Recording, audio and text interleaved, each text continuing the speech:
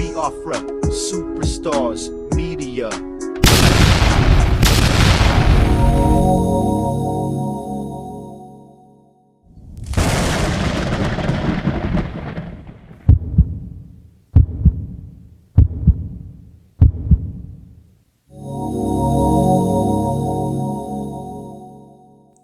Ladies and gentlemen, I present to you the Biafran Golden Child. Thank you.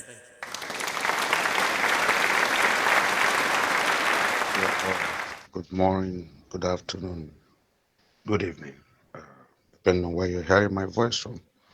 Um, this is the Biafra Golden Child, and I'm happy to make this address to talk to our people once again through the Biafra Superstar Media.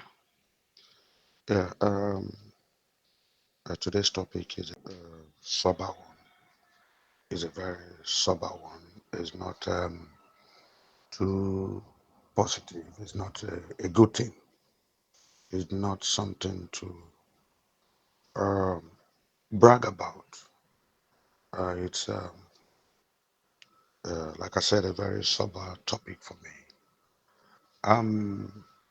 Sometime last week, Donald Trump, the presidential candidate of you presidential candidate in the U.S. Republican Party, was shot at. There was an assassination attempt on his life while he was addressing a rally in Pennsylvania. It has gone viral. It's a worldwide topic. Everybody's aware of it, and it has gained an international recognition. I mean, people are wondering why America, that is regarded as, the all-powerful nation, that is regarded as the bedrock of democracy, America, that is regarded as the number one country in the world, the safest place to be, so to speak. Why is America suddenly in the news for such a dastardly act, for such uh, thing we would have regarded as a dead world or as a jungle um, experience? I mean, here's America that is a superpower, America that some people have come to describe as all knowing, all seeing. I mean, somebody once told me you can't take America unawares, but why is it happening now? And so it's really touched me. Everybody's worried if this can happen in America, if a presidential candidate, a one-time president of such magnitude, can be shot at. I mean, if there could be an attempt on his life, then who is safe? Who is safe? And so I just thought we should reason through it a bit this morning. Yeah, let me go into the matter proper. So once again, I'm happy to have this opportunity to interact with you. Yes, Donald Trump was shot at. There was an attempt on the life of American Republican candidate Donald Trump just sometime last week. And this attempt led to the death of a bystander, and two people were seriously injured. And I heard the assassin, unfortunately, you know, was deleted, was killed at the source of the venue. Yes, I think this is a very serious issue and deserves serious cogitations. I think we should begin to reflect on what has happened in America and bring it back home. A lot of world leaders have continued to send in their words of encouragement. A lot of people have continued to send in their prayers to Donald Trump. A lot of people have wished him well and a quick recovery from any injuries sustained during such an unfortunate assassination attempt. Yes, equally, I must highlight that some people equally who don't believe in Donald Trump are seeing this as, a make believe. They said Donald Trump, whom they have described as a serial liar, a pathological liar, might actually have framed this, and might actually had orchestrated this, might actually have manipulated things like this. But I'll tell you the truth. In as much as we easily run into conclusions that are bereft of truth and reality, I think we should be very careful. I mean, here is a situation where a former US president, presidential candidate, in the person of such a charismatic man, such an ebullient man, such a vivacious guy as Donald Trump. I mean, you can call him loquacious, you can call him vibrant, you can call him a charismatic leader. You can call him what you may, but I don't think Donald Trump would ever subscribe to creating such a drama, quote and unquote, uh, tragic drama, where he will be shot at, where the assassin will be killed, where a bystander will die, and where two people will be seriously injured. I mean, that's going, that's far fetched. That's going the extra mile. And so when I hear people say, Donald Trump, there's nothing, it's in his kitty. There's nothing beyond him. It's not impossible he stage managed this to gain popularity. It's not impossible that all this is an attempt for the Republican Party to, manipulate people's conscience, manipulate people's minds, and make them accept Donald Trump. I mean, push up his rating. Yes, this is the imagination of some people. But I want to tell them, please, we are talking of America here. We're talking a place where law and order is being established year in, year out for years. We're talking about a place where you don't joke with the American system of justice because at any point in time, you'll be warned that crime does not pay. You're talking of a place where they warn you if you can't do the time, don't do the crime.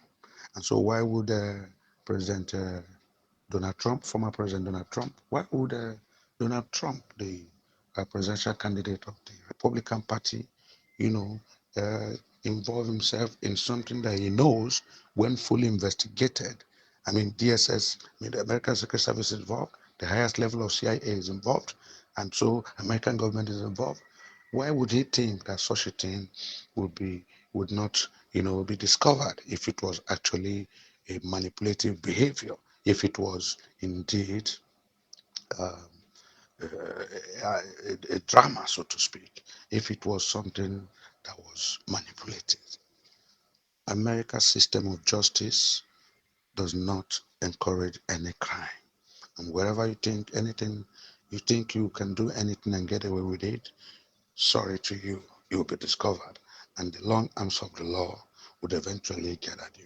And so I want to tell all those people who are saying this could be a manipulative behavior from Donald Trump. I mean, people say from every indication, there's a lot of revelations where it seemed he exaggerated facts, where it seemed, he told lies, where it seemed that his behavior cannot be completely adjudged as, totally responsible and totally sincere. People say he speaks from both sides of the mouth and all that. But let's call a spade a spade. I think this man, should deserve our sympathy too. We should feel for him and wish him a quick recovery. I think that politics aside, you don't joke, you don't do politics with somebody's life, especially such an international figure, especially a one-time U.S. president. You don't do such things. When you do them, you're bringing him, you know, to the lowest level of human oppression, and that would be totally unacceptable. Yes, let me bring it home. I think it is important to stress here that Donald Trump is in his late 70s. Joe Biden, the current president and presidential candidate of the Democratic Party, is his 80s. I think 81, if I'm not mistaken. I think I want to encourage our brothers in the southeast, in Biafra here. I want to encourage us, to uh, consider the American situation. and have a rethink. I'm telling you this because particularly I'm impressed and I'm hopeful that in the new United States of Biafra, we'll be having young men. I think it's about time powers should shift hand. This idea of gerontocracy, old men, you know, elderly people taking over parties, taking over rulership, taking over governments should be discouraged. I mean, look at a country like America that has prided itself as the echelon of democracy, where the rule of law works, where the three arms of government, the democracy, I mean, the three arms of government, the executive, the legislature and the judiciary have separate and watertight components. I mean, this is America that is regarded as the superpower of the world. America that has affected so many countries, no matter where it is, where they feel democracy is not enshrined, where they feel despots are, where they feel that dictators have emerged. America has taken down dictatorship at any level. Could it be in Africa? Is it in Asia? Is it in the Arab world? Even in the Europeans and Europe, Americans have fought to enshrine and to uphold and to instill democratic principles all over the world. And so you begin to imagine that a country like America, where, the two leading candidates, uh, for the Democratic Party, Joe Biden, and for Republican, they are aged men. If a man like Joe Biden at 81 is still vying for the presidency, if somebody like Donald Trump, who had been a one-time president of the U.S., at 78 thereabout now, can still be vying for the presidency, then I wonder what they expect Africa to do. I mean, on the world, on the developed world, developing countries to do. So I think it's a very instructional for our Biafra. It's very instructional for our United States of Biafra that we begin to instill principles. We begin to instill the rules and the regulations that will ensure that we have the younger generation taking over power. I mean, being at the helm of affairs. For instance, I'm very, very, very happy that our, you know, Prime Minister Simon Ekpa is a young man by every indication. I mean, he's still within a youthful age, in the late 30s, or thereabout. I'm equally happy that someone like Nnamdi Kanu, our maximum leader, is a young man too, comparatively. And so within Africa, we see a situation where, in the whole of Africa, where people have been on the throne or mantle of leadership back to back for over 40 years. Some have stayed for over 40 years. And this is something that the whole world has condemned. I mean, when you see people who are in their countries, they started as, revolutionaries, maybe in their early 20s and all that, and you see them now, aged men, 80 something, and they're still vying for the mantle of leadership of their countries. It doesn't speak well. It doesn't speak well. And so we are hoping that Biafra, United States of Biafra, will take a cue from this and know that it's not about, the youth should be given a chance. Leadership must change. Then equally, I think the American experience should equally teach us that election should not be a do or die affair. I mean, why would somebody want to assassinate a presidential candidate? What are you hoping to achieve? I mean, if you kill him, are you going to take over his position? When you put out a man's light, you kill a man because he's a shining star. Are you going to assume his position?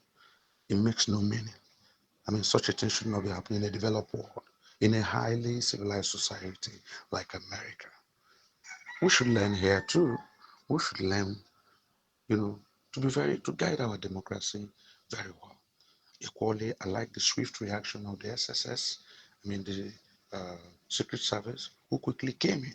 They were willing and they were ready to give their own life. They all circled this man, blocked him, blocked Donald Trump, and saved him from the assassin getting, a killing bullet. Can that happen in our country, Nigeria? Can this happen to Nigeria? I don't think so. Because even the so called police who are guarding our leaders who are guiding our senators, our government parastatals, our government men, our president personnel, our leaders here. Can they put their life? They can't, because these leaders do not recognize the citizens. What have they done for you? Apart from stealing your money, apart from taking everything they can and freighting it overseas in secret accounts, apart from buying bulletproof jeeps, apart from building mansions all over the world, mansions they will never live in. And so who is ready to take a bullet for any Nigerian leader? Who is ready to take a bullet for any African leader? Nobody can do that because they have never shown they deserve it. But look at America, civil secret service, all surrendered Donald Trump. As soon as it shot started coming, take my life and spare the presidential candidate. And that is the highest level of human commitment. I appreciate that. And I thank God for the American medical system, health system, where anything that happens instantly, there are people ready to take the next step. They hit the ground running instantly. Donald Trump was moved in an ambulance to go and take proper medical care. And we're happy to hear that just a few hours later, he was still able to address people and say, I'm safe, I'm ready, I'm healthy, and I'm going on. It's a good one. But perhaps it's God who's alive. Perhaps being a prayerful man, the angels were guiding him. Perhaps you could have, you never can tell. God said we should not judge. People are calling him a liar. People are calling him a rapist. People are saying all negative things about him. But of course, the Lord does not judge according to what people say. I remember vividly the story of David in the Bible. Yes, when our good Lord sent Samuel to go and anoint one of Jesse's children, one of the sons of Jesse, as a king. Of course, Samuel being a man who thought like a man, who judged like a man, who reasoned like a man, he came to Jesse's house. He saw the first son, handsome, tall, you know. And he saw him and he was like, wow, it must be this guy. It must be you. Jesse, this is the first son. It must be him. But the Lord said, no, I haven't chosen him. Don't look at appearances. He saw the second son came with all the muscles, with all the six pack and all that. And they said, who? He must be. And the Lord said, don't judge by appearance. I've not chosen him. That was how all of Jesse's children came on board. But eventually, when David he asked Jesse again, do you have any other child, any other sons? And Jesse said, no, it can never possibly be that one. It can never possibly be him. Yes, definitely. It can never possibly be him because this one goes, he sleeps with animals. He takes care of cattle, he's always in the bush. It can never possibly be him. But behold, when David came, the Lord told Samuel, that is him. Don't judge him by appearance. Don't judge him by appearance. That is him. This is my choice. This is the man I want. That is my king. And so, George, so equally, I want to just, tell ourselves here, we will not judge a book by the cover. People have said so many things about Donald Trump. While I'm not endorsing him, I'm not a politician. My vote will not count in America. I'm not a registered voter. But I'm saying in Africa, we should learn. I'm saying in Biafra, United States of Biafra, we should guard against such things. It's not a do or die thing. People should not go to the extent of taking lives, killing lives, because they want to assume power, because they want to support their political parties, or they want to either undermine one person and raise the other person up. No, we're looking at the United States of Biafra that will come on 2nd December 2024, and we are going to hope that a proper electioneering body will be set up that will begin to choose our leaders for us, so that we will not descend to a situation where we are killing anybody, or it be said do it or die thing, or it can be manipulated, or that. And so, Donald Trump, we wish you a quick recovery. We hope you get strong enough to come back and continue your electioneering campaign. Uh, we wish America the best. Let them get to they truly deserve. The Bible says a people get the king they deserve. Get them good, get the person who's going to take them to the next level, who would bring the much needed change in American political and social and economic life. Yes, we're looking forward to hearing that Donald Trump is far better. So the United States of Biafra, Ndi, my brothers and sisters, I think this is instructional to us. What has happened to Donald Trump should show us that no matter how highly placed some of us are, no matter how we think we are, above every other situation, we cannot completely say, I mean, we are in charge. It is God that is in charge. Imagine if it had been a different story. Imagine if that a bullet had sunk into his skull, maybe his heart, maybe his belly. It could have been a different story today. It could have been mourning all over the world. But we thank God in His infinite mercy. Our God that is all knowing, all seeing, our God that is everywhere, omniscient, omnipotent, and omnipresent God. He saved him for a purpose. Donald Trump should think and rethink and consider exactly why the Lord saved him from such imminent death, you know. So let's all wish ourselves well. December 2nd is around the corner. Any moment from now, we'll be entering the Ember months. We should all rally around our Prime Minister, wishing the very best so that come December 2nd, 2024, the United States of Biafra will be fully inaugurated. We're equally hoping in that same reign that our maximum leader, Nnamdi Kanu, who is still in the colors of the so-called DSS custody, that God will continue to preserve his life and bring him out without any attempts in his life, without any untoward thing happening to him. We're looking forward to the United States of Biafra. We're looking forward to the time when the Igbo man will rise above the shackles that are on his feet, the chains on his hands, and we will all sing hallelujah to the Lord. Good morning. God bless you all. Thank you very much. Superstars Media. Freedom's gonna come. Yeah. Freedom's gonna come. I'm fighting for Biafra, fighting for Oduduwa. Yeah. Freedom's gonna come. Nnamdi Kanu is the leader. Yeah. We fight for liberation of the people, of the nation. Yeah. Freedom's gonna come. Freedom's gonna come. Salty dog. Superstar, what the fuck have you created?